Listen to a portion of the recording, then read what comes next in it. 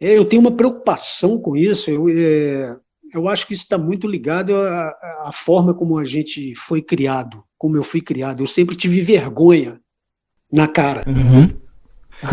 Isso. Aquela coisa assim, porque minha mãe era muito brava, meu pai já era um super pai. Então, quando ela falava assim, não faça isso, ou então só olhava para a gente sabia que não era para fazer, cara. E Uhum. se alguém chamasse atenção que não fosse, né, minha mãe nem meu pai, eu morria de vergonha. E hoje eu ainda acompanho isso comigo, eu faço de tudo para não ter ninguém para poder reclamar, porque eu tenho certeza que eu vou ficar vermelho. Né? A gente vive num mundo que as pessoas não estão nem aí para outra, cara. Tem muita gente boa, Uhum. muito. Mas tem uns que você vê de cara, pela voz, pela maneira como o cara conversa, você fala, esse aí vai te passar a perna em alguma coisa. Esse é o episódio 36 do Repercuta Podcast. Seja muito bem-vindo, muito bem-vinda. Eu sou Jari Tavares. Já pode ficar à vontade para mais essa grande história que eu trago para você. Essa história que será contada dessa vez através do meu convidado. Você que já vem acompanhando aqui o conteúdo do Repercuta deve saber que eu estou trazendo uma série de bate-papos com artistas que têm seus próprios negócios, com o pessoal da luthieria, aquelas pessoas que concretizam as ideias dos bateristas, dos percussionistas e trazem soluções para todo músico, não é isso? Então, nessa série, o episódio de hoje é o terceiro. Eu trouxe o David, lá do Rio de Janeiro, que trabalha com customização de pratos. Trouxe também o Thiago Domingues para falar sobre a Percubo, sua linha de baterias artesanais. E dessa vez agora o meu convidado é o Jonas Frederico, ele que é o representante da Honky Tonks Bags. Para você que não conhece, é uma linha de bags para bateria, enfim, para prato, para todo o aparato da bateria, com produção diferenciadíssima. E nesse bate-papo eu falei com o Jonas tanto sobre a vida dele antes da Honky Tonks, a trajetória dele na música antes disso, até chegar ao gosto, ao interesse em fabricar as bags para bateria. Na verdade, uma atividade que já estava no convívio dele desde o convívio com o pai. A gente vai saber um pouco disso. E para falar de uma história em família, ele também destaca a importância do filho dele, o Davi Weck, no design dos produtos, tanto as bags como também os acessórios que a Honky Tonks já colocou no mundo. O Jonas Frederico, ou Fred, ou Jonas, que até na dúvida de como chamá-lo, mas ele também divide comigo e com você a escolha dele pelo couro, como funciona a fabricação das bags, os desafios ao longo desse período que ele enfrentou e, é claro, as histórias interessantes que só ele viveu e divide aqui com a gente. Falando mais especificamente sobre a Honky Tonks, a inspiração para o design das peças vem de Nova Orleans, dos clássicos do jazz, do blues, da cena que lá surgiu. Foi se inspirando nesses movimentos que o Jonas, junto com o Davi, criaram a Honky Tonks e começaram a fabricar bags e acessórios para a bateria.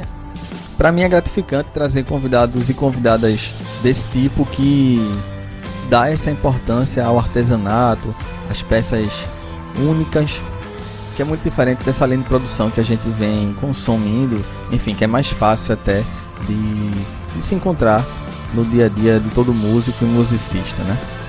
O Jonas Frederico é artesão de Minas Gerais, ele conversa comigo direto de Belo Horizonte, e com esse histórico familiar que eu já falei, juntando tudo, ele já está no ramo desde 93, produzindo bags para instrumentos e hoje dedicado integralmente à bateria, que é o seu instrumento de paixão desde a adolescência. O Repercuta está disponível em todas as plataformas, o link está na bio lá na página do Instagram, aqui também no tocador que tu está ouvindo. Então é isso, eu vou trazer mais novidades daqui para frente, coisas que estão sendo preparadas. E eu quero dividir com você esse episódio aqui do Repercuta, episódio 36. A gente trata sobre a Honky Tonks Bags. Esse é o Repercuta.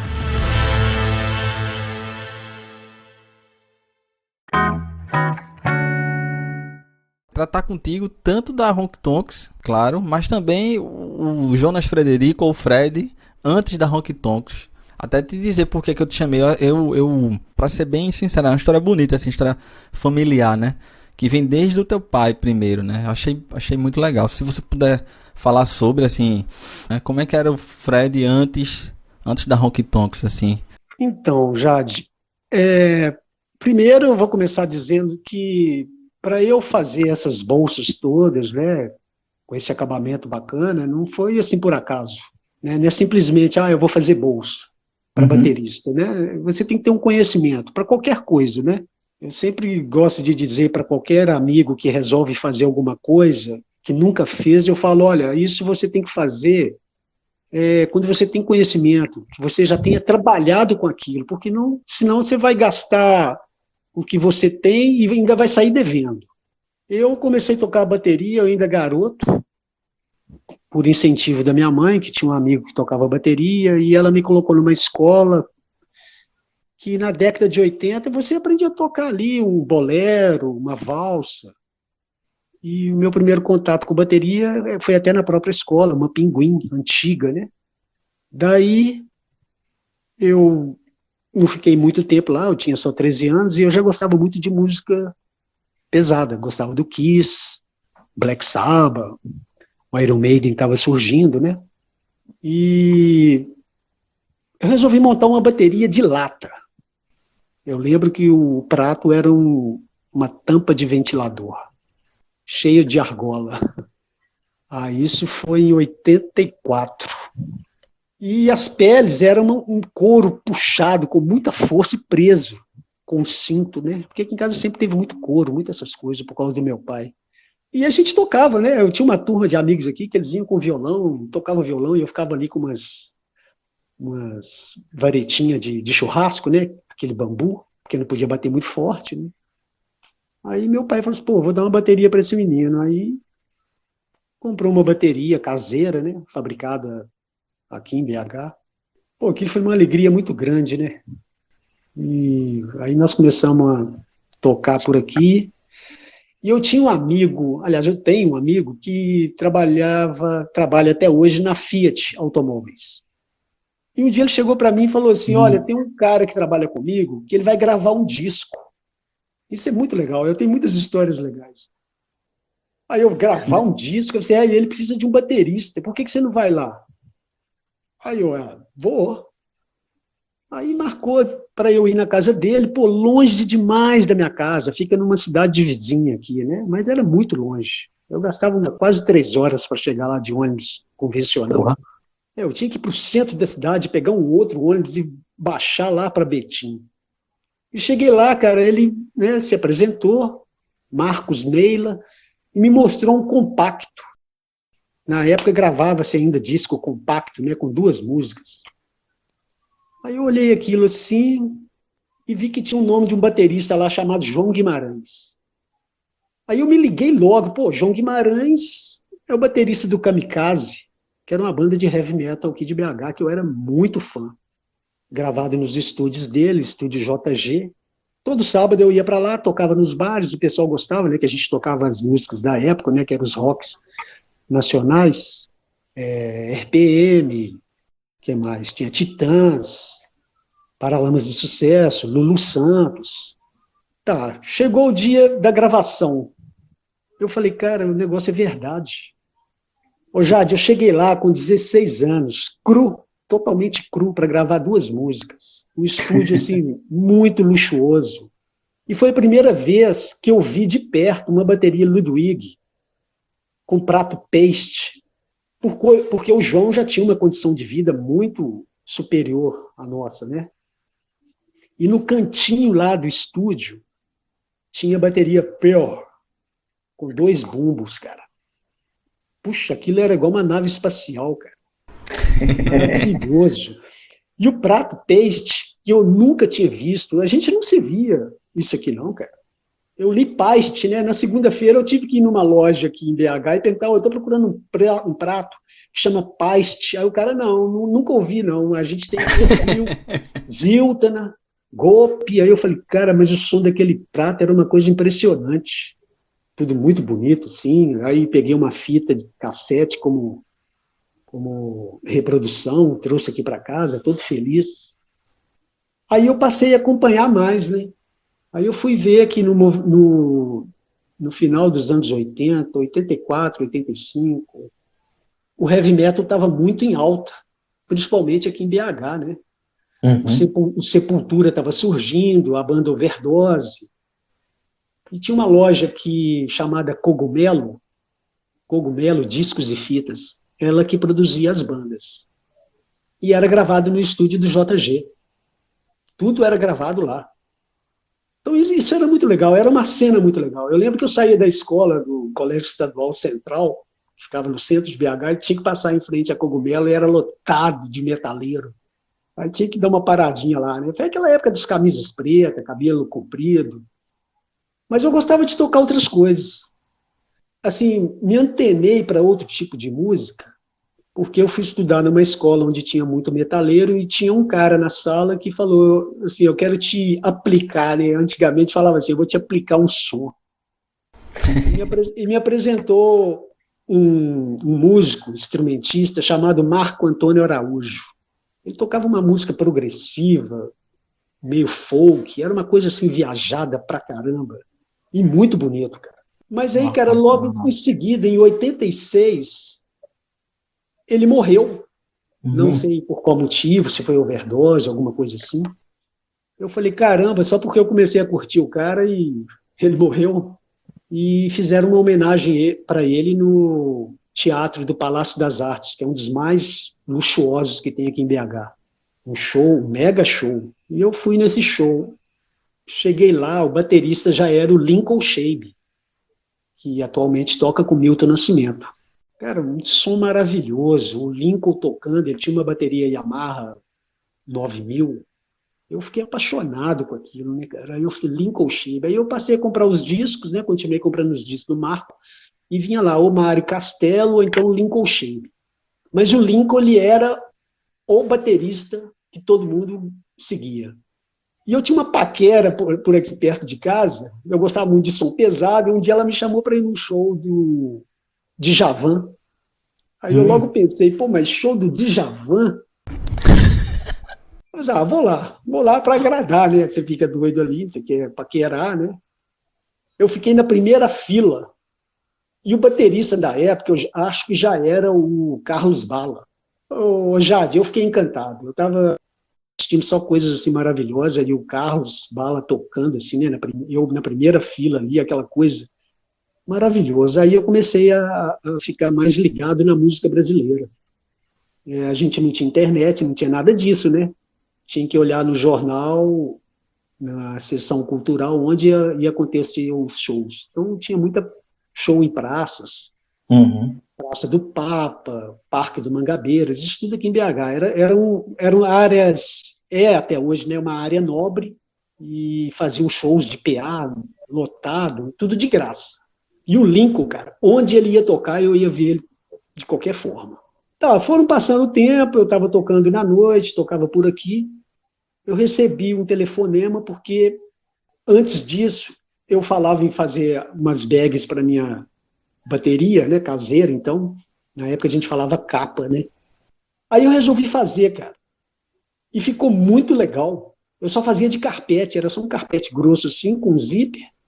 E onde eu ia tocar fazia um sucesso, porque eu chegava com a bateria toda encapadinha ali, né, bonitinha, limpinha. E nós tínhamos uma turma aqui no bairro de bateristas. Um deles, o Edson, viu, e nessa época ele pegava aula particular com o Lincoln. Aí o Edson me ligou numa tarde e falou, ô Fred, é o Edinho, peraí que um amigo vai falar com você. Ô Fred, é o Lincoln. Aí você pode imaginar, cara, você é o filho do cara, o cara te ligando. Foda. Pô, aí ele falou, olha, eu tô sabendo que você tá fazendo umas capas aí, gostaria que você viesse aqui no estúdio Bemol e tal. Cara, aquilo para mim foi um convite muito especial. Aí fui para lá, ele gostou muito de mim, né? E eu, assim, com muita vergonha, né? Porque o cara, pô, hoje em dia é como se você estivesse do lado de um grande baterista internacional. Isso em 86, Fred? 86. Aí tudo bem, fiz um trabalho para ele e eu precisava entregar. Ele falou, ó, eu vou fazer um show com o Marco Ribas, que também já faleceu, um músico daqui de BH, um excepcional, e você pode ir no show comigo, né? E tá tudo certo. Aí eu passei nesses shows, e nesse dia eu tinha que dar o preço para ele, cara. Eu me lembro dentro do carro, e aí, Fred, quanto que ficou o seu trabalho? Aí, cara, eu fiquei assim, o que eu vou cobrar dele, cara? Aí eu falei o preço assim, ele, não, peraí, Fred, assim não. Aí eu já fiquei gelado, né? Você vai cobrar $10 por peça de bateria. Nessa época o dólar tinha uma valorização muito grande, e quem queria guardar dinheiro guardava dólar, né? Então você tinha que atualizar todos os dias ali o seu preço. Ó, e eu vou te apresentar um monte de bateristas, de músicos, você vai fazer muita coisa. Aí, cara, a partir daí abriram-se as portas, porque eu fiz capa para todos os bateristas que você imaginar aqui em Belo Horizonte. Em que momento que eu fiquei curioso? Em que momento foi que tu fez essa mudança de especificar em bags e acessórios só para bateria? Isso veio da tua trajetória mesmo, de ser baterista anteriormente, ou teve algum outro ingrediente aí que te fez especificar? O que aconteceu é que eu fiquei muito tempo fazendo essas capas e eu me casei, né? Eu precisava tomar um outro rumo. Daí eu entrei para uma feira aqui em BH, que é uma feira tradicional, conhecida no Brasil inteiro, movimentava 60 mil pessoas por domingo, e eu entrei com as bags, com as capas de instrumentos. Mas de cara o meu pai falou, olha, músico não acorda cedo para vir aqui não, só funciona nos domingos, né? Ele falou, músico não acorda cedo para vir à feira, não. É isso aí, porra. E eu falei, cara, e é verdade, meu. Ele falou assim, você vai ter que dar um jeito aí, né? E na época, cara, pô, a minha mulher já estava grávida, né? Eu casei foi de feto, não de fato, né? Inclusive do meu filho mais velho, aí, o Pedro. Aí eu pensei, caramba, eu vou ter que fazer outras coisas. Aí ele, você pode entrar no ramo da bolsa aí. Ele já fazia bolsa, né? Aí eu comecei a fazer bolsa e comecei a gostar, e bolsa feminina, e ganhei muito dinheiro. Passaram-se 20 anos, as coisas mudaram, né, Jade? A China entrou e acabou com tudo. Eita, é mesmo. Tinha nem pensado nisso. E muita coisa que eu conquistei, eu tive que desfazer, né? Eu perdi por conta da crise mesmo. Essa crise que todo mundo vive hoje, eu já vivenciei isso muito antes. De saber fazer uma coisa, mas não ter para quem vender. Porra. Então, nessa parada, eu falei, não vou mexer com bolsa nunca mais. Eu estava ficando doente mesmo, eu estava quase infartando, com tanto problema. Aí eu vendi um imóvel que eu tinha, liquidei todos os problemas que eu tinha de dívida e falei, não vou mexer mais com bolsa. Mas aí eu pensei, eu vou fazer o quê na idade que eu estou? Aí eu comecei a pesquisar e achei a Teco nos Estados Unidos. Acho que você conhece, né? Sim, sim. E quando eu vi aquilo, eu falei, caramba, que produto maravilhoso, porque é maravilhoso. Cara, eu sei fazer isso. Isso aqui é mole para mim. Eu bato o olho, eu já sei. Eu já sei exatamente como funciona. Aí eu pensei, vou fazer bags só para baterista. Vou me especializar só para coisa de bateria. Aí eu me inspirei neles, exatamente. Inclusive tem uma bag que eu faço, que eu chamo ela de Slim, ela é bem parecida com a deles. Só que aí eu resolvi, falei assim, não, vou precisar de um nome bacana. E o meu filho, Davi, falou, você vai ter que juntar um tanto de nome aí e me mostrar, para ver o que dá. E eu só juntei nome que não tinha nada a ver, né? Jazz Bag, F5, não sei o quê, por causa do meu filho que é piloto, né?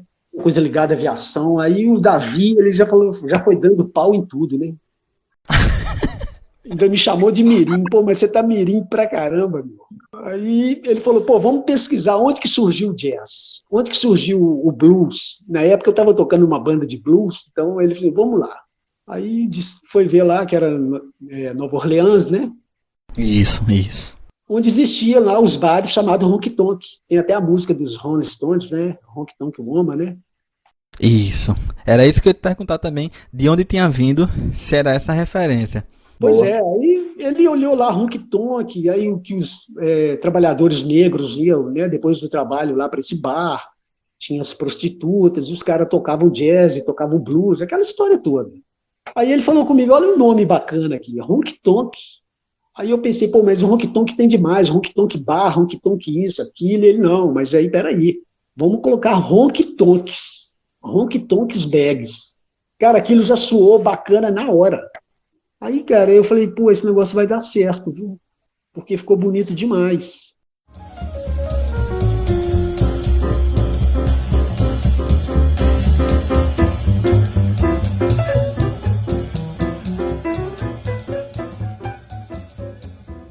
Foi nesse momento também que tu fez a escolha pelo couro e tu deixou outros materiais de lado, assim, o carpete e outras coisas, ou isso já tinha acontecido antes? Como eu já tinha trabalhado com couro, e os produtos da Teco em couro, eu falei, cara, eu vou usar couro. E eu não queria trabalhar com sintético, porque antes eu trabalhava com a lona resinada, que é o que todo mundo usa, né? Essas bags que a gente vê por aí, aquelas pretinhas, é uma lona resinada, ela vem da China. Aquilo tem um cheiro forte pra caramba quando você compra ela no rolo. Eu falei, não quero mexer com isso, não quero mexer com a alça pronta, não quero mexer em nada disso, eu vou fazer tudo. Aí eu comecei a escolher o couro. Eu queria um couro que fosse mais surrado, né, que não tivesse muito brilho, porque cada couro com o seu produto, né? Pô, e as primeiras peças já ficaram muito bonitas. Aí nós fizemos a logo, eu fiz aqueles clichês, eu falei, eu vou começar já com clichê, porque eu já tinha todo o maquinário aqui, né, máquina para gravar, esquenta o clichê, né?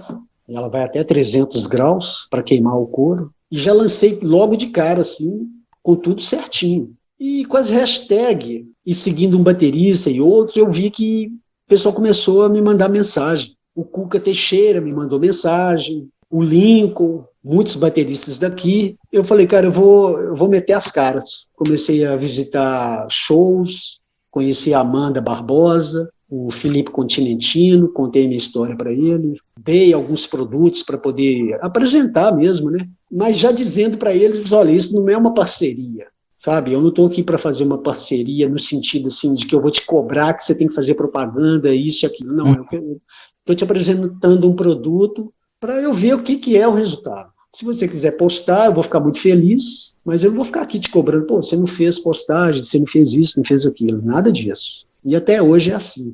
E a repercussão foi muito grande por causa deles, né? E eu comecei, o pessoal começou a pedir bags, assim, e eu comecei a ficar até meio atordoado, né? Porque eu ainda não estava acostumado em fabricar aquele produto, esses produtos, que era muita pecinha. Uhum. Mas a coisa foi caminhando e foi crescendo, eu fui fazendo outras coisas, fui modificando uma e outra, até chegar nesse momento. Mas tudo já é feito aqui. Eu faço a compra do couro, faço o corte das alças, tudo é acoplado, né? Quando a gente diz acoplado, é colado um no outro, e vou fazendo a montagem. Uma curiosidade minha também, eu não poderia deixar passar de te perguntar como é que funciona para você. Duas coisas, a tua relação com os teus fornecedores, né? Para você conseguir o couro que você quer, como é que você lida com essa logística da coisa, sabe? E como é que tu trabalha, se tu tem uma equipe que faz algumas etapas da produção, se é você sozinho, se tem uma equipe. Eu fiquei curioso com isso também, porque foi uma das coisas que me chamou a atenção quando eu vi a página, quando eu vi os produtos, o acabamento, tudo.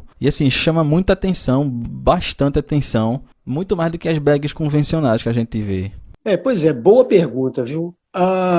Como eu já estou nesse ramo, vamos dizer, mais de 37 anos, eu conheço todos os fornecedores daqui de Belo Horizonte. Então, eles já sabem o tipo de couro que eu gosto, eles já sabem o tipo de acabamento que eu tenho, eles sempre falam, o seu acabamento ele é diferente de todos que eu conheço, porque essa feira hippie aqui, todos produzem bolsa de couro e bolsa sintética, mas todo mundo sabe que cada um tem um tipo de acabamento. Todo mundo conhece o meu trabalho. Pelo tipo de costura, como é que eu faço, tipo de corte, eles já conhecem. E eu falei com os fornecedores, eu quero couro agora fosco, eu não quero couro brilhante. Aí que eles me apresentaram o Crazy Horse, que eu sempre divulgo lá, né? O couro Crazy Horse. É um couro que ele arranha muito fácil, ele já tem uma textura assim, característica mesmo, né? Ele já é meio úmido, mas isso é proposital. Essa é a ideia, dele ficar bem rústico. Quando a coisa aperta um pouco, eu chamo um cortador, eu chamo alguém para ajudar na montagem, mas a grande maioria, por enquanto, sou eu que faço. Entendi. Sempre eles podem me ajudar, eu faço desde o primeiro corte até o último acabamento. A parte de costura sou eu mesmo que faço. Eu sempre gostei de fazer, né? Então, já costuro na mesma máquina há anos e gosto de ponto pequeno, já deve ter dado para perceber, né? Isso. É tudo muito bem arrematado, eu não gosto de deixar a linha para cima, é tudo puxado por baixo. São detalhes, cara.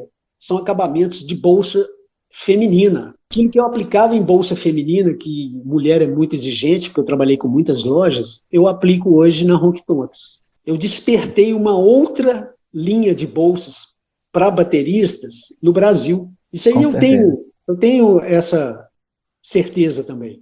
Porque o pessoal não estava acostumado a ver um arremate bem feito, uma costura bem feita, alços, detalhes, uma bolinha, uma argolinha. Então, tudo é muito bem selecionado. Eu trabalho com linha de materiais de primeira. Eu uso o melhor zíper, eu uso a melhor ferragem que tem no Brasil, que é da marca Altero. São ferragens robustas. O carpete já é tradicional, né?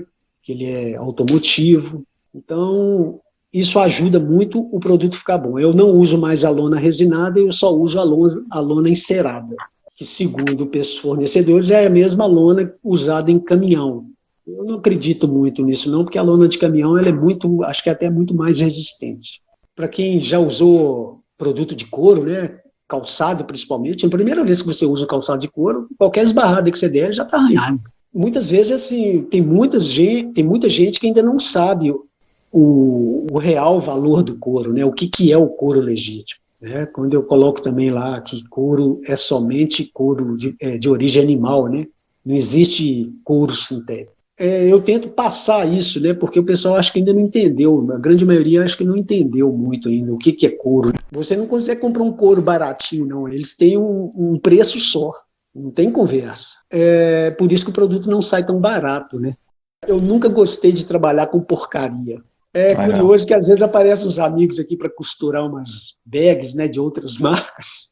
Às vezes marcas que não são daqui de Belo Horizonte, aí eu ainda brinco. Por que você não manda lá nessa marca? Não vou falar qual, né? Mas eu tento ainda ajudar, né? Os caras ficam rindo, eu acabo arrumando. Assim, tu já vem dividindo histórias aqui. Tu tens alguma história marcante para tu na tua trajetória? Seja com fornecedor, com algum cliente, com alguma parceria, tipo algo que tu não esqueça mais. Eu vou contar uma história que essa me marcou recentemente. Eu nem sei se eu poderia falar isso, mas assim, não é uma coisa que compromete, e aconteceu com o Cuca Teixeira. Eu acho que isso aí me marcou, sempre que eu posso contar para alguém eu conto. O Cuca veio tocar aqui em Belo Horizonte. E a gente já havia conversado muitas vezes, a esposa dele quis comprar uma bag na minha mão, mas o couro que ela queria já não estava vendendo mais, e o tempo foi passando e eu acabei não fazendo. Tá, tudo bem. O Cuca ia vir tocar aqui em BH com Robertinho Silva e Toninho Horta, nessa pandemia. E quando ele postou, eu falei, legal, ele vai vir aqui em BH, então é uma boa oportunidade para eu levar uma bolsa para ele, né? Daí eu liguei para ele, fiz até uma repostagem no Stories, falei com ele. Ele, legal, a gente pode se encontrar sim, vai ser um prazer. Ele esteve no hotel, a gente conversou, eu falei, então, vamos encontrar? Ele falou, vamos sim. Aí eu mandei a foto da bolsa que eu tinha separado para ele. Era uma bolsa verde. Tá, passou assim, ele tocou, eu assisti, né, pelos stories, ele tocando e tal, bacana pra caramba. Aí no outro dia ele me mandou uma mensagem e falou comigo. Ô Fred, cara, isso é muito bacana, eu tenho que falar primeiro para você sentir o drama da coisa. Ô Fred, eu tenho que jogar limpo com você. Eu gostaria muito de receber essa bolsa, mas eu tenho já uma parceria com a Gavazzi, e por questão de ética, né, eu acho que não ficaria legal, né, você me dar uma bolsa. É lógico que eu ia fazer uma postagem de agradecimento, mas acho que não é bacana, não é ético da minha parte. E outra coisa, cara, verde é a única cor que eu não uso, porque eu sou corintiano.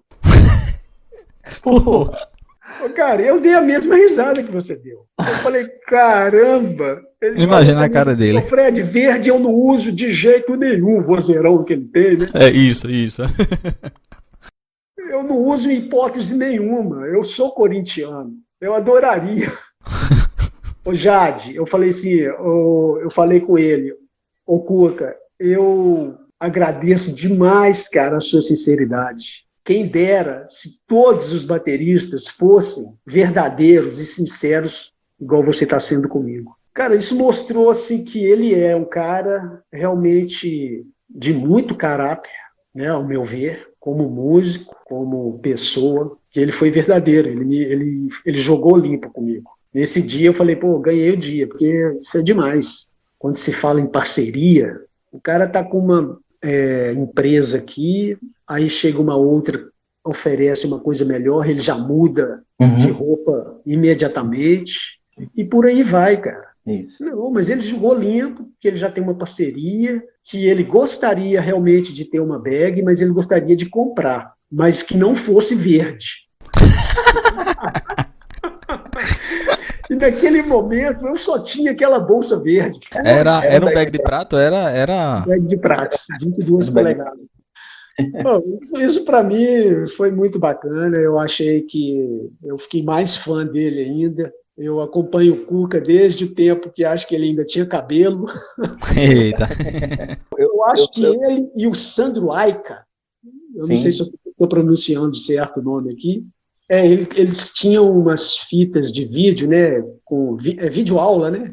Ele ainda era jovem, pô, e a gente pegava por aqui e reproduzia para todo mundo os bateristas que tinham aqui. Então eu acompanhei ele muito tempo. Depois de anos, eu comprei um CD da Maria Rita e o Cuca estava tocando, e eu falei, olha só o Cuca tocando pra caramba, como sempre. E aí, isso foi muito legal, cara. Essa história eu acho que foi uma das melhores da atualidade, assim, da Honky Tonks. Respeito pra caramba, e eu espero ainda poder fazer alguma coisa para ele, que eu acho que não é nem parceria, cara, é um presente.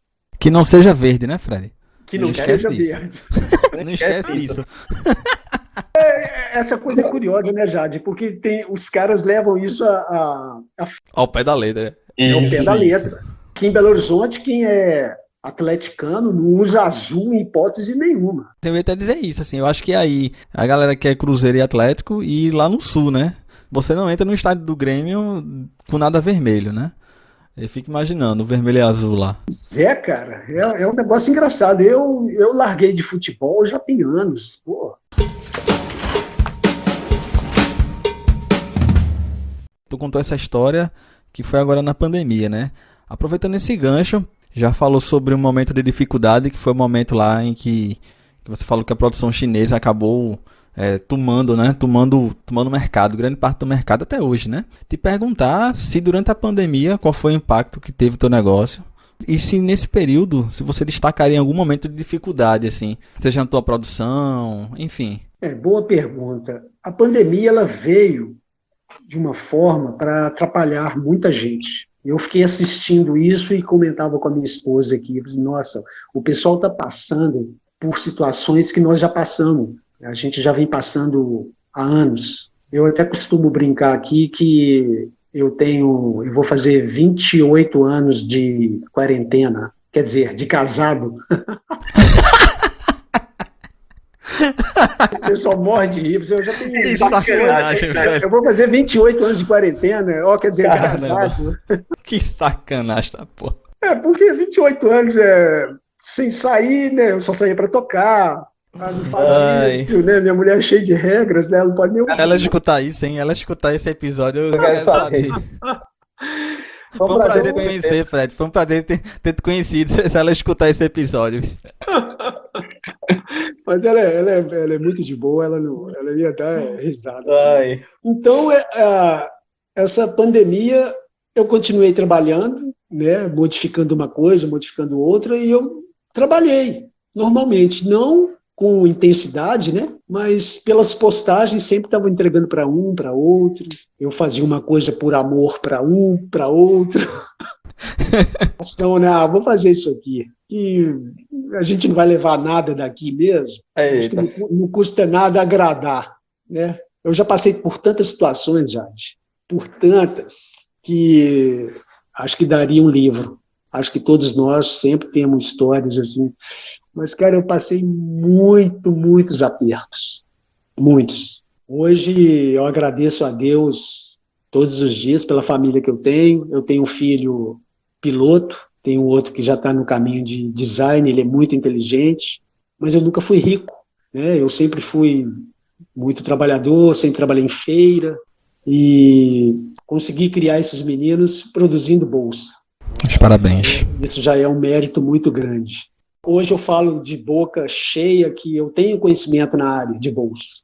Coisas que eu herdei do meu pai, dos meus tios. Eu sempre fui muito exigente. Tem coisas que eu olho de longe, assim, né, na área de bolsa, e eu falo, não quero nem olhar, porcaria. Principalmente bolsa feminina, né? Eu já bato o olho, não gostei não. Você citou o Davi e eu queria destacar isso também, assim, falar um pouco da importância dele na produção, né, e no design dos produtos. E aproveitar para te falar também, Fred, para tu especificar, tipo, além das bags para as peças da bateria, bag para prato, para baqueta também, tem os acessórios menores, né? Se você puder falar um pouco disso também, acho interessante. Pois é, o Davi ele tem uma importância muito grande, porque eu fui começando a desenvolver alguma coisa e ele falou, olha, você está copiando demais isso aqui, tenta modificar. E ele foi me dando umas ideias assim. A princípio eu queria fazer aquelas bordas das alças todas pintadas, ele, não, tem que ser o mais rústico possível, sabe? Você tem que usar argolas mais grossas, fivelas mais robustas, né? Tipo carteiro, daquelas bolsas alforge, né? É isso que vai dar a característica, né? Então eu fui mostrando coisas para ele assim, através da pesquisa que ele faz, né? Porque eles têm uma visão diferente, né? Vocês quando começam a estudar um determinado assunto, o universo se abre, né? Muita coisa que eu não sabia e ele foi me mostrando e ele falou, olha, você tem que procurar sair fora da influência que a Teco te trouxe. Boa. Você sabe fazer muita coisa, você tem experiência, você sabe como funciona, talvez você faça melhor, mas você tem que começar a mostrar a personalidade da Hooktonks. E isso foi acontecendo, né? Eu fiz a bag as baqueteiras, né? Tem uma que eu faço, que eu chamo ela de vintage, que cabe 8 pares de baqueta, ela é bem robusta, tem uma alça bacana, o jeito de fechar é diferente, e os acessórios, algumas coisas eu fui surgindo assim, igual aquele protetor de furo, que eu gosto muito, que ele surgiu porque eu fui fazer um corte na pele da minha bateria, né? Que é toda customizada, que acho que você já deve ter visto. Eu vi tudo, eu fiz a geral. Porque aquela pele é dura, né? Aquilo é duro de cortar. Eu peguei um pratinho assim, coloquei e fui girar a faca assim, o negócio saiu todo torto. Eu falei, nossa, estraguei a pele. Eita porra. E olha que a pele estava em cima da minha mesa, hein? Aí eu vou ter que dar um jeito nesse negócio aqui. Aí eu pensei, vou fazer um negócio de couro aqui. Bom, e assim, de cara, de primeira, eu juntei 2 peças e costurei onde a pele chega e encaixa. Você amassa um pouquinho o couro assim, ele vai encaixar lá dentro e pronto, você solta e ele se adapta ali e acabou. E ficou lindo pra caramba, né, cara? Um outro acessório, que são os abafadores, ele surgiu através de bateristas mesmo, que foram pedindo, olha, dá para você fazer uma coisa assim e tal, que abafe. Aí eu fui fazendo umas pesquisas, foi até o Mac William, que pediu para fazer uma coisa mais meia-lua. No passado a gente usava muito aquele abafador inteiro, né? A gente pegava as peles velhas e cortava ela e colocava por cima, né? Até hoje o pessoal faz isso, né? Isso até hoje, é bastante comum, isso. Uhum. Pois é, aí eu peguei uma pele de couro e resolvi fazer aquilo. E eu falei, nossa, eu preciso de muita coragem para pegar uma pele e cortar ela desse jeito, porque você desperdiça quase tudo, né? Tira uns anéis assim, quando você vai ver a parte interna ali, o que eu vou fazer com esse pedaço aqui? Não cabe em lugar nenhum, não dá para fazer nada. Aí que foi surgindo também os abafadores menores. Aí veio a questão, como que eu vou prender isso de forma rústica no tambor? Aí eu vou aproveitando um couro daqui, uma matriz, aí eu já aprendi, já deve ter visto, né, no parafuso, que ele pulava demais. Existe uma marca, acho que americana, né, nem sei falar o nome dela não, que tem um sistema de prender que é muito interessante, né? Eu sei que eu fui olhar o que eles faziam, eles só usavam uma tirinha de couro e quando o cara tocava ali, ele ficava pulando. Evidentemente, né? Porque a pele, a ressonância dela ali fazia ele pular. Você tem que fazer algo que seja mais pesado. Aí eu comecei a acoplar os couros, aí eles ficaram mais pesados, ficou mais difícil para cortar e eles soltavam do tambor. Se o cara estivesse tocando com muita pressão ali, o negócio soltava. E isso aí vai queimar a peça. Aí eu achei aqueles ímãs, que são umas barrinhas. Aquilo é muito forte, Jade. Segura a onda, né? Aquilo é fabricado para se usar como imã invisível. Você coloca debaixo do couro, em carteiras de... Ah, sim, tipo carteira, né? Carteira tem um imã, isso, debaixo do couro. Principalmente carteira para festa, né? Isso. A gente vê muito, né? Aí quando eu coloquei em cima do couro, assim, com metal, ele pregou e o negócio não soltava, não. Eu falei, caramba, isso vai dar certo. Aí eu passei a usar até 2 barrinhas, né, para ficar mais firme. Mostrei para o Davi, ele é bacana. Ele não aprovou totalmente, só muito frágil. Se a pessoa puxar aqui, o imã cai. Eu falei, cair, ele não cai, não. Ele vai pregar em qualquer peça da bateria. Você puxa assim, ele escapola para qualquer lugar, cara. Para o chão, ele não cai. Mas aí eu disse para ele, Davi, eu preciso de uma coisa que seja rústica, ela não pode ter modernidade, ela tem que ter essa cara mesmo. Ele, não, tudo bem, eu não gostei não, mas tudo bem. Mas tem os grampinhos também, aqueles grampos usados em papel, né? Vende até em papelaria. Eu usei umas orelhinhas de couro ali, só para dar uma enfeitada, e fica até mais fácil de prender, para os aros de bateria die-cast. Sim. Porque os aros die-cast, eles não são de ferro. Aquilo é um antimônio, uma outra coisa, mas o ímã tem magnetismo nele, aí já barrou. Já foi outro desafio para você, né, Fred? O curioso é que um baterista me perguntou, ele falou, olha, meus aros são die-cast. Aí eu falei, nossa, nunca me antenei para isso. Aí meu irmão tem uma bateria Tama, que é esse aro. Quando eu fui testar, cara, não prega de jeito nenhum. Eu falei, vou fazer aqui vou usar aqueles grampinhos, que é o mais simples. Não podia colocar nada que pudesse encarecer, né? Aí deram certo. O protetor de tom, eu me baseei também na Teco, que são muito interessantes. A minha bateria está toda marcada aqui, a parte do couro. Se não tivesse o couro, ela já estava toda estragada. Fica sensacional. É uma coisa simples, mas que funciona muito bem.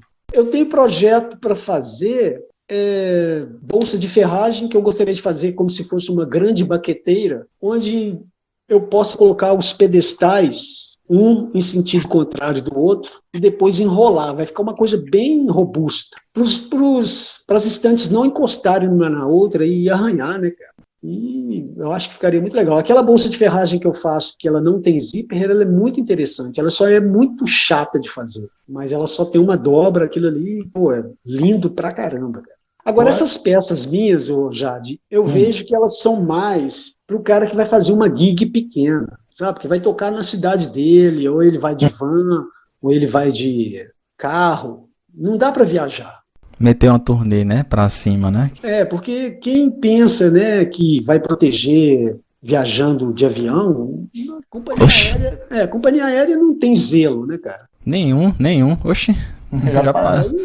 Eu converso isso com o meu filho aqui, né, que é o piloto, ele falou, pai, imagine aqueles trabalhadores ali, todo mundo tendo um cuidado com cada mala que tem ali, cada um com a sua particularidade. Atrasa o voo, cara. O que é interessante, cara, porque o teu projeto, o teu negócio, Fred, os teus 2 filhos, eles contribuem de alguma forma, né? De repente esse estalo de que é para um músico mais local, né, que não pega grandes distâncias, tu tenha tido através da tua conversa com o Pedro, né? Muito interessante isso. Teus filhos ajudam cada um de uma forma. E eu vou te falar, até a minha esposa, que tem uma visão assim clínica para a bolsa, eles já viajaram para o exterior e ela falou, olha, eu vou te dizer uma coisa, na Europa você só vê essa linha de bags, não para instrumentos, mas eu digo bag onde as pessoas, homem e mulher usam, lona com couro. É isso aqui, a sua linha está totalmente europeia. Pode ir que você vai se dar muito bem.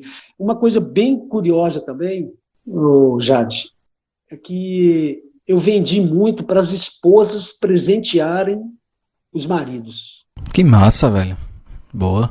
Isso é uma confirmação que o produto é bonito. Porque quando a gente usa alguma coisa assim, se a mulher falar assim, cara, que sapato bonito, que calça bonita, hein? Não, aí elas já olham a bolsa e falam, poxa, que bolsa bonita. Eu fui tocar, bolsa bonita. Antes da pandemia, eu estava tocando numa banda e nós fomos tocar na Fundação Fiocruz aqui em BH. Só tinha mulher, cara. Mas um dos caras que tocam comigo, a esposa trabalha na Fiocruz, e ela arrumou para a gente tocar lá num evento onde estava tendo pesquisas. E eu fui com a primeira bolsa que eu fiz. Aí eu falei assim, vou fazer um teste aqui. Eu fui abrir a bolsa com aquela tampa que tem o xadrez.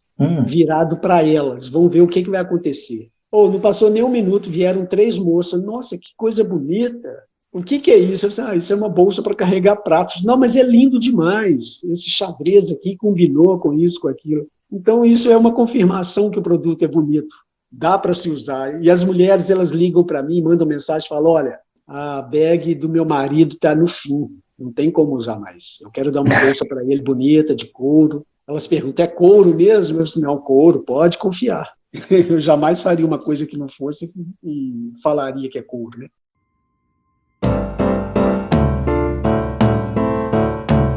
Esse é o Repercuta.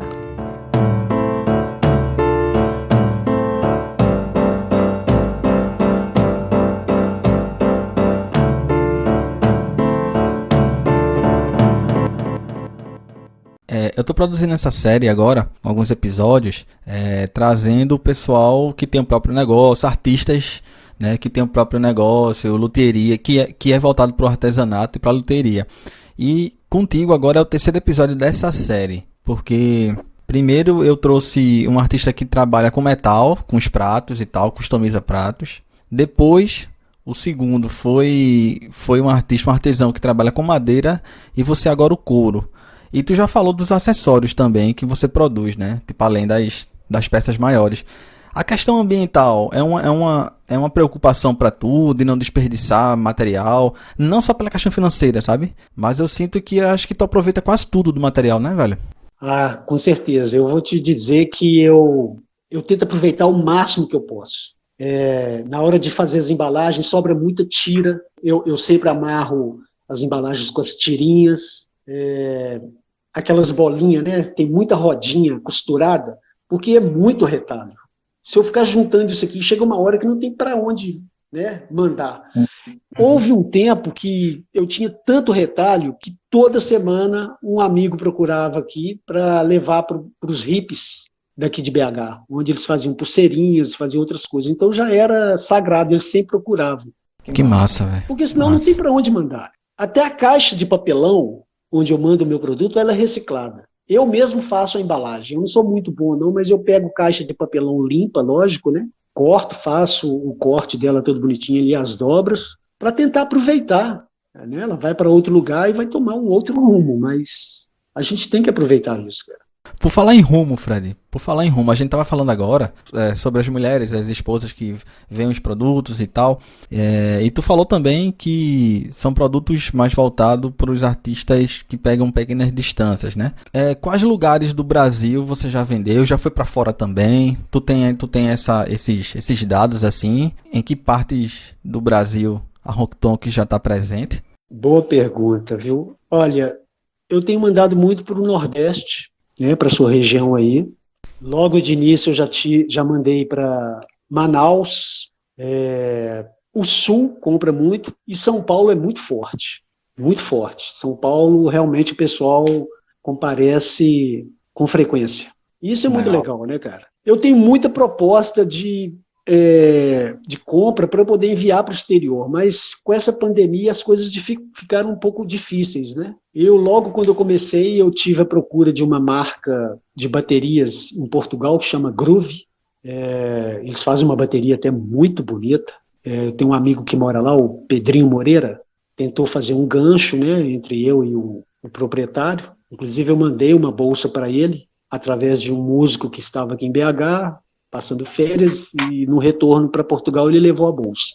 Mas eu não consegui, nós não chegamos num acordo sobre preço. Ele até questionou que ele vende uma marca lá semelhante à minha, mas que bem abaixo do preço. Eu acho que é a Teco.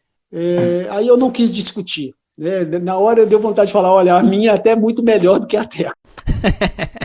A Teco, para mim, é maravilhosa, cara. Maravilhosa. Os produtos deles são sensacionais. Mas a nível de acabamento, do que vai durar, eu ainda prefiro a minha. Ela tem muito mais coisas, né, nela do que a Teco.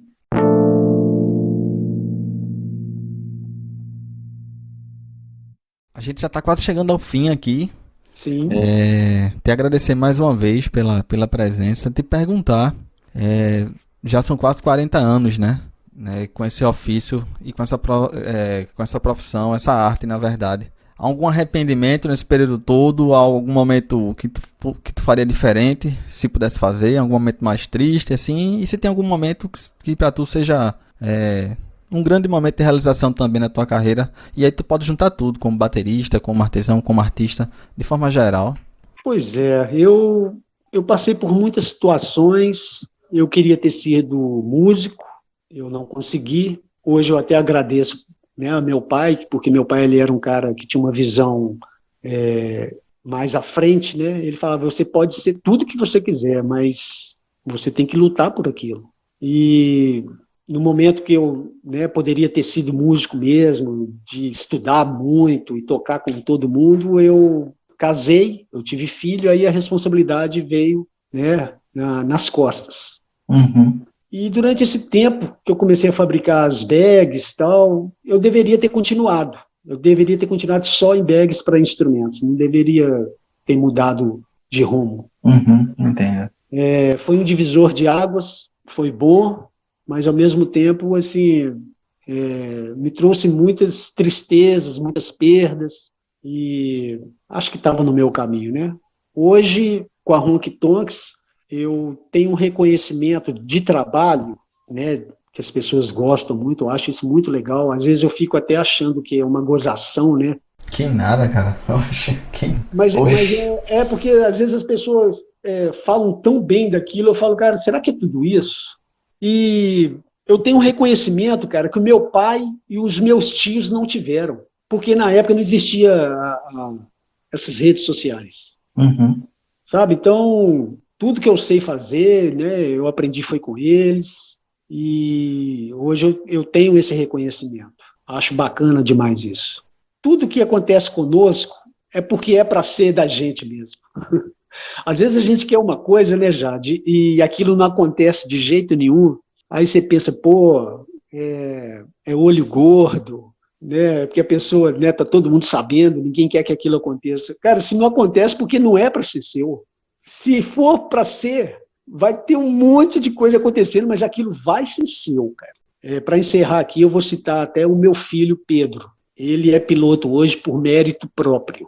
A gente sempre foi pobre, ele estudou em escola pública, no 2º grau, sempre estudou muito, e todo mundo dizia para ele, cara, esquece essa profissão de piloto, vai arrumar um emprego, vai ajudar o seu pai. Cara, e ele nunca desistiu. Entrava no ouvido, saía no outro, ele sempre ali estudando e batalhando, e ele conseguiu ser o que ele realmente queria. Então, cara, aquilo que é para ser seu, vai ser, seja hoje, seja amanhã, ou seja mais para frente. Então, Deus sabe de todas as coisas. Isso aí é certo. E a gente não precisa de muito para viver, não, tá? Você falou isso, eu lembrei de uma coisa que eu estava lendo sobre propósito, né? Assim, eu espero que não seja uma palavra que caia em mau uso, porque tem tanta palavra hoje que é usada de qualquer jeito. Eu tava falando da questão do propósito, assim, e acho que isso encaixa muito com o que tu tá dizendo, assim, de quando tem que ser seu, quando tem que ser você, vai ser você, e você sente que tem que ser, e você só vai em frente, e né, assim, por mais que as pessoas digam que nem o Pedro passou, que você tá dizendo, não, vai fazer isso, vai fazer aquilo, esquece isso e tal, também passei por isso, mas você sente, né, que você tem que continuar fazendo, e você só faz, porque é o teu propósito mesmo de vida, Fred. Exatamente. E uma coisa muito importante que eu já escutei várias vezes, até com instrutores do Pedro, pessoas sérias, é você ter um comprometimento, você ser honesto, transparente. Eu sempre fui muito transparente. Às vezes eu falo até coisas assim que eu não devia falar, mas eu tenho um livro aberto, eu não tenho esse problema. Sempre dizer a verdade. Porque se a pessoa te perguntar aquilo, você vai falar 300 vezes a mesma coisa. Isso é muito importante, sabe? Você, né, se antecipar e falar, olha, não vai dar para eu te entregar, eu estou meio enrolado aqui, porque isso acontece. Isso é muito importante, cara. Ainda mais nessa área que a gente está, né? Você pisou fora da linha uma vez, acabou. Prestação de serviço, então... muitas, assim, eu passo por muitas situações aqui. Às vezes o cara, ele, né, não vou citar nomes, mas às vezes ele fala mais firme assim, porque já fez isso, já fez aquilo, e ele está esperando. Eu já tomo minhas iniciativas aqui já de acabar e de enviar, cara. Sabe? Ele não vai, nem o envio ele vai pagar.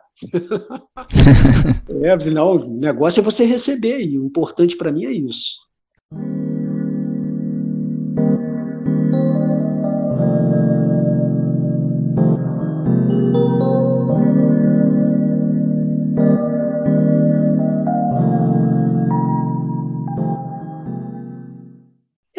Eu não tenho uma proposta assim, de parceria formalizada, sabe, vamos dizer, de chegar e falar, olha, você tem que fazer tantos posts para mim, você tem que falar bem, você tem que andar sempre com ela, você tem que andar com o boné, com a camisa, eu não tenho nada disso. Porque eu não consegui fazer isso, eu não sei fazer isso. Muitas coisas, como elas são feitas diretamente comigo, eu acabo tendo o coração muito mole, né? Eu estou fazendo uma coisa, mas eu falo com o cara, eu vou te mandar isso aqui também, vou fazer isso aqui. Então, isso é perigoso, cara. Se você faz uma coisa para o cara, você faz por 100%, né, e você não tem aquele retorno financeiro, né, porque o que importa para a gente é o faturamento, né, e eu tenho que ficar ali cobrando. É o que paga as contas, é o que paga as contas, difícil. Exatamente. É difícil, então pode ser que no futuro, né, eu tenha mais conhecimento, até para falar sobre isso, e de fazer as parcerias reais, assim, com os artistas. Nossa. Vou fazer uma agora recentemente, mas já sei que eu não vou esperar muita coisa. Eu não quero esperar isso, para não ter decepções, né, cara? O que vier para mim tá ótimo. Eu tô querendo que a coisa caminhe, e eu tô com a minha bateria caseira aqui, estou muito feliz com ela. Ao mesmo tempo que eu acho interessante, pensando que eu tenho que comprar um carro. Eu acho interessante você dizer isso, porque ao mesmo tempo em que você não espera tanto, o Fred, tipo o artista Fred, o músico Fred, a Honky Tonks continua existindo sem depender dessas coisas que estão abstratas, né? Exatamente. Exatamente. Desde o início, eu sempre falei, olha, eu não vou ficar rico, eu não quero comprar casa, eu não quero comprar carro, porque eu não tenho essas vaidades. A bateria que eu tenho aqui, eu já tive outras melhores, mas essa aqui está maravilhosa, né, para eu tocar. E é isso, cara, de coração aberto e seguir em frente, cara.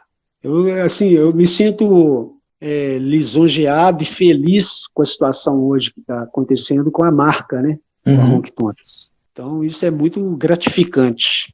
É isso. Fred, é isso. Queria te agradecer mais uma vez. Fiz o contato contigo, velho, e desde o início a tua receptividade, e te agradecer por esse momento também aqui, essa conversa, te conhecer melhor, conhecer a marca, conhecer um pouco da tua história também. Queria deixar esse último espaço para você dar um último recado e te perguntar, né? Não posso deixar passar isso. Quais são os planos futuros do Fred e da Honky Tonks? Um prazer, e é isso. Ô Jade, eu que agradeço essa oportunidade. Acho que foi bacana eu contar um pouco assim do que já aconteceu e como que surgiu. Acho que o papo foi bacana. Espero que eu não tenha falado tanta besteira. Não, que é isso. Dividir tanta história com a gente que é um dos focos, velho. É um dos focos aqui, são as histórias, que é o que inclusive traz pessoas que não tocam. Eu tenho gente no público que é assim, que não toca, que não é músico, não é musicista, mas gosta das histórias, quer saber. Isso une todo mundo, sabe? Eu acho que liga todo mundo. E aproveitar também e te dizer que as portas do Repercuta estão abertas quando tu quiser voltar. Se tiver alguma novidade, envia para mim também. E deixa os contatos também para quem quiser fazer a encomenda dos acessórios, das bags, enfim. Os meus planos eu não tenho. Eu estou vivendo um dia de cada vez. É lógico, eu penso na manhã, porque amanhã eu tenho que terminar algumas coisas. Tem umas coisas atrasadas aqui, mas eu tenho que terminá-las. Mas, assim, eu quero que a coisa flua bacana e que todo mundo possa ser feliz, que nesse recomeço, né, todo mundo possa tocar feliz, ganhar seu dinheiro e comprar as coisas de instrumento, porque a gente, baterista, gosta muito disso. É isso. Espero um dia poder conhecê-los em algum lugar, em alguma feira, né? Porque tem uma galera, né, que a gente acaba criando uma afinidade, isso é muito bacana. Se eu pudesse, eu ia em show de todo mundo, isso aí seria... No dia que eu for em BH aí, Me aguarde, viu? Não Um deu dia que Pô, pra cara, aparecer, um pô, dia eu vai ainda ser vou, um não fui aí prazer. ainda. Nossa, vai ser muito bom isso. E em breve quero te mandar alguma coisa aí para você guardar, pelo menos, da Honky Tonks. Agradeço, Fred, agradeço mesmo. Valeuzão. Eu Beleza. agradeço demais aí, viu? Muito obrigado e tamo junto aí.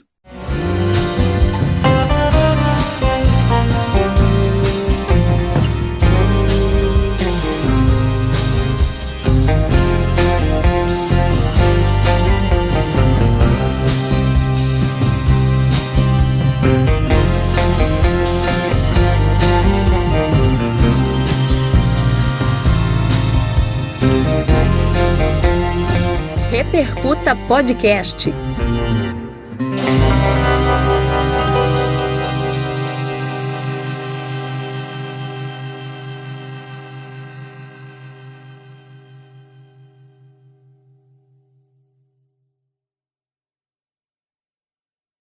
Toda vez eu aprendo. Tu falando aí 86, 85, 82. E eu, porra, eu vim pra esse mundo em 89, velho. Em 85 o cara já tava fazendo isso aí. Eu não tinha nem sinal. É bacana, cara, muito legal. Até pra entender o tempo, entendeu? Pra entender o que era os anos 80, pra entender como era a coisa. Então, velho, Tem muitas outras coisas, porque não dá para contar, né? Não é? Eu imagino. Bom demais, viu, Jade? Muito obrigado, Nada, cara. viu? Obrigado eu por ter aceitado o convite. Um abraço, viu? Boa noite. Boa noite. Porque eu tenho um público que é evangélico, sabe? Tem católico e tem cristãos, né? Uhum. Principalmente aqui em BH, da Getsemane, né? Então, assim, eu não quero misturar muito as coisas, não. Boa, Porque a boa, gente acaba Fred. perdendo com isso, cara. E levantar a bandeira é até fácil, né? Difícil É até mais. caminhar Isso, com ela. difícil. Isso, verdade. E pronto, tu falou uma coisa, Fred, eu acho que. Poxa, tu falou uma coisa agora que me veio na cabeça. Eu acho que tem uma galera grande, inclusive, que só levanta a bandeira e não caminha. E aí, essa galera tem. Tipo, algumas pessoas têm bastante público que não percebe isso. Eu sinto que os menores caminham, quem é ovelha, digamos assim, caminha com a bandeira, tá entendendo? Tem gente grande que só faz levantar ela e tá ali monetizando com aquilo e não vive aquilo. Isso, vai lá, faz lá. E muito bem. Vai na frente que eu vou chamar o resto da turma. Tem muito isso, ó. Vai na frente que eu chego lá depois. Aí depois o cara não chega. Muito fácil, né? Ele está na casa dele, ele está dentro do estúdio dele, está tudo ótimo. Mas o pessoal da luta fica lá. Se arrebente, né, por lá. Tamo junto aí, tamo junto. Precisar de mim, liga pra mim que eu tô em casa aqui. Qualquer coisa eu chego lá. eu via muito isso de dia de show, assim, pessoal. Pode me ajudar lá pra carregar as coisas e tal, cara. Posso. Agora eu vou estar em casa, viu? Se qualquer coisa tu me diz aí. Quando terminar o show, tu me avisa que eu vou lá te buscar. Cadê o cara? Tô fazendo tudo. Nossa, isso acontece demais. Eu, assim, cheguei numa idade, eu sempre gostei de analisar, assim, de ficar olhando. Eu gosto de gente de atitude. Mas eu agora lido com bateristas de todos os níveis, né? E às vezes ligam gente com mais fama e outros com menos, mas aqueles com menos têm uma atitude, sabe, de chegar e de falar com uma humildade, né, com uma garra, que eu falo, pô, gostei desse cara. E já tem uns que, né, falam um monte de bobagem e tenta te convencer de alguma forma. Aí eu falei assim, não, vou ter que pensar um pouco. Eu tenho um irmão que ele toca bateria também e banda de heavy metal. Sim. Que aqui em casa a gente sempre gostou muito de música pesada, né? E eu passei a curtir música brasileira ainda novo, mas eu sempre gostei de música pesada.